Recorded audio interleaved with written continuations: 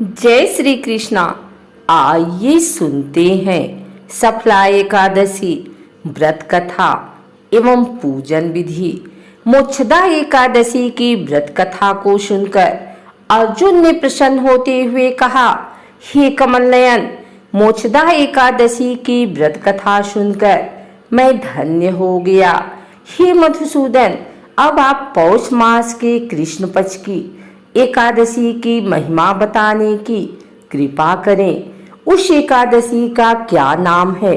उस दिन किस देवता की पूजा होती है और उसके व्रत का विधान क्या है? मुझ पर कृपा करते हुए यह सब आप मुझे विस्तार पूर्वक बताएं। अर्जुन की जिज्ञासा सुन श्री कृष्ण ने कहा, हे कुंती पुत्र, तुम्हारे प्रेम के कारण मैं तुम्हारे प्रश्नों का विस्तार सहित उत्तर देता हूँ। अब तुम इस एकादशी व्रत का महात्म्य सुनो। हे पार्थ, इस एकादशी के द्वारा भगवान विष्णु को शीघ्र ही प्रसन्न किया जा सकता है। पौष माह के कृष्ण पक्ष की एकादशी का नाम सफला है। इस एकादशी के आराध्य देव नारायण हैं। इस एकादशी के दिन श्रीमन नारायण जी की विधि के अनुसार श्रद्धा पूर्वक पूजा करनी चाहिए। हे पांडु नंदन, इसे सत्य जानो कि जिस तरह नागों में शेषनाग, पक्षियों में गरुड़, ग्रहों में सूर्य चंद्र, यज्ञों में अश्वमेघ और देवताओं में भगवान विष्णु श्रेष्ठ हैं, उसी प्रकार व्रतों में एकादशी व्रत श्रेष्ठ है। हे अर्जुन, एकादशी का व्रत करने वाले व्यक्ति भगवान श्री हरि को अति प्रिय हैं। इस एकादशी में नींबू, नारियल, नैवेद्य आदि अर्पण करके भगवान नारायण की पूजा करनी चाहिए। मनुष्य को 5 सहस्त्र वर्ष तपस्या करने से जिस पुण्य का फल प्राप्त होता है, वही पुण्य श्रद्धा पूर्वक रात्रि जागरण सहित सफला एकादशी का उपवास करने से मिलता है। हे कुंती पुत्र, अब तुम सफला एकादशी की कथा ध्यान पूर्वक सुनो। प्राचीन समय में चंपावती नगरी में महिष्मान नामक एक राजा राज्य करता था। उसके 4 पुत्र थे। उसका सबसे बड़ा लुम्पक नाम का पुत्र महापापी और दुष्ट था। वह हमेशा पर स्त्री गमन में तथा वेश्याओं के यहाँ जाकर अपने पिता का धन व्यय किया करता था। देवता, ब्राह्मण, वैष्णव आदि सुपात्रों की निंदा करके वह अति प्रसन्न होता था। सारी प्रजा उसके कुकर्मों से बहुत दुखी थी, परंतु युवराज होने के कारण सब चुपचाप उसके अत्याचारों को सहन करने को विवश थे और किसी में भी इतना साहस नहीं था कि कोई राजा से उसकी शिकायत करता। परंतु बुराई अधिक समय तक पर्दे में नहीं रहती। एक दिन राजा महिष्मान को लुम्पक के कुकर्मों का पता चल ही गया। तब राजा अत्यधिक क्रोधित हुआ और उसने लुम्पक को अपने राज्य से निकाल दिया। पिता द्वारा त्यागते ही लुम्पक को और सभी ने भी त्याग दिया। अब वह सोचने लगा कि मैं क्या करूं, कहां जाऊं। अंत में उसने रात्रि को पिता के राज्य में चोरी करने की ठानी। वह दिन में राज्य से बाहर रहने लगा और रात्रि को अपने पिता की नगरी में जाकर चोरी तथा अन्य बुरे कर्म करने लगा। रात में वह जाकर नगर के निवासियों को मारता तथा कष्ट देता। वन में वह निर्दोष पशु पक्षियों को मारकर उनका भक्षण किया करता था। किसी किसी रात जब वह नगर में चोरी आदि करते पकड़ा भी जाता तो राजा के डर से पहरेदार उसे छोड़ देते थे। कहते हैं कि कभी कभी अनजाने में भी प्राणी ईश्वर की कृपा का पात्र बन जाता है। ऐसा ही कुछ लुम्पक के साथ भी हुआ। जिस वन में वह रहता था, वह वन भगवान को भी बहुत प्रिय था। उस वन में एक प्राचीन पीपल का वृक्ष था तथा उस वन को सभी लोग देवताओं का क्रीड़ा स्थल मानते थे। वन में उसी पीपल के वृक्ष के नीचे महापापी लुम्पक रहता था। कुछ दिन बाद पौष मास के कृष्ण पक्ष की 10वीं के दिन वस्त्रहीन होने के कारण लुम्पक तेज ठंड से मूर्छित हो गया।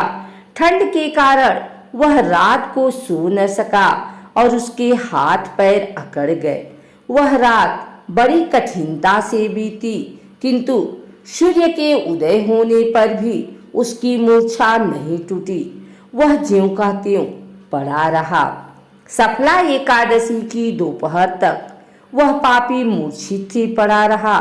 जब सूर्य के तपने से उसे कुछ गर्मी मिली, तब दोपहर में कहीं उसे होश आया और वह अपने स्थान से उठकर किसी प्रकार चलते हुए वन में भोजन की खोज में फिरने लगा। उस दिन वह शिकार करने में असमर्थ था, इसलिए पृथ्वी पर गिरे हुए फलों को लेकर पीपल के वृक्ष के नीचे गया। तब तक भगवान सूर्य अस्तांचल को प्रस्थान कर गए थे। भूखा होने के बाद भी वह उन फलों को न खा सका, क्योंकि कहा तो वह नित्य जीवों को मारकर उनका मांस खाता था और कहाँ फल। उसे फल खाना तनिक भी अच्छा नहीं लगा, अतः उसने उन फलों को पीपल की जड़ के पास रख दिया और दुखी होकर बोला, हे ईश्वर, यह फल आपको ही अर्पण है, इन फलों से आप ही तृप्त हो। ऐसा कहकर वह रोने लगा और रात को उसे नींद नहीं आई। वह सारी रात रोता रहा। इस प्रकार उस पापी से अनजाने में ही एकादशी का उपवास हो गया। उस महापापी के इस उपवास तथा रात्रि जागरण से भगवान श्री हरि अत्यंत प्रसन्न हुए और उसके सभी पाप नष्ट हो गए। सुबह होते ही एक दिव्य रथ अनेक सुंदर वस्तुओं से सजा हुआ आया और उसके सामने खड़ा हो गया। उसी समय आकाशवाणी हुई, हे युवराज, भगवान नारायण के प्रभाव से तेरे सभी पाप नष्ट हो गए हैं।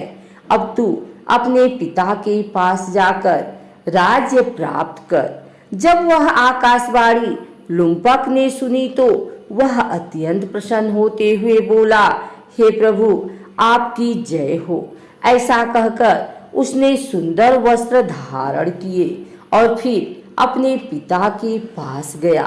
पिता के पास पहुंचकर उसने सारी कथा पिता को सुनाई।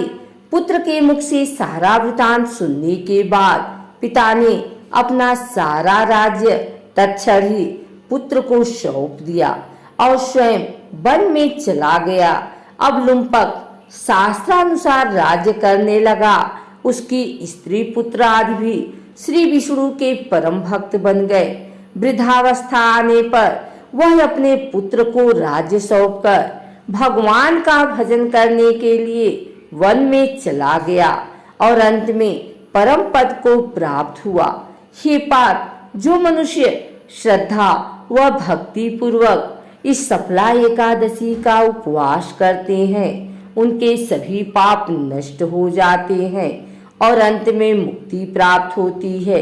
हे अर्जुन, जो मनुष्य इस सफला एकादशी के महात्म्य को नहीं समझते, उन्हें पुंज और सींगों से विहीन पशु ही समझना चाहिए। एकादशी व्रत के लिए 10वीं के दिन सिर्फ दिन के वक्त सात्विक आहार करना चाहिए। सायंकाल के समय दातुन करके पवित्र होना चाहिए। रात्रि के समय भोजन न करें। भगवान श्री नारायण के स्वरूप का स्मरण करते हुए सोएं। एकादशी के दिन सुबह स्नान आदि से निवृत्त होकर साफ कपड़े पहनकर व्रत का संकल्प लें। हर भक्त को विधि पूर्वक इस व्रत को करना चाहिए। पूजन के लिए ऋतुफल, नारियल, नींबू, नैवेद्य आदि 16 वस्तुओं का संग्रह करें। इस सामग्री से श्री विष्णु तथा देवी लक्ष्मी की पूजा करें। घर में बने पूजा के स्थान पर दीप जलाकर भगवान श्री विष्णु का गंगा जल से अभिषेक करें। पूजा में धूप, दीप एवं नाना प्रकार की सामग्रियों से उन्हें प्रसन्न करें। इसके बाद उन्हें तुलसी दल अर्पित करें। सात्विक भाव धारण करके भगवान विष्णु की पूजा करें। रात्रि के समय श्री विष्णु के नाम से दीप दान करें और एकादशी की कथा सुने। आरती एवं भजन गाते हुए रात्रि जागरण करें। अगले दिन आरती करके व्रत का पारण करें।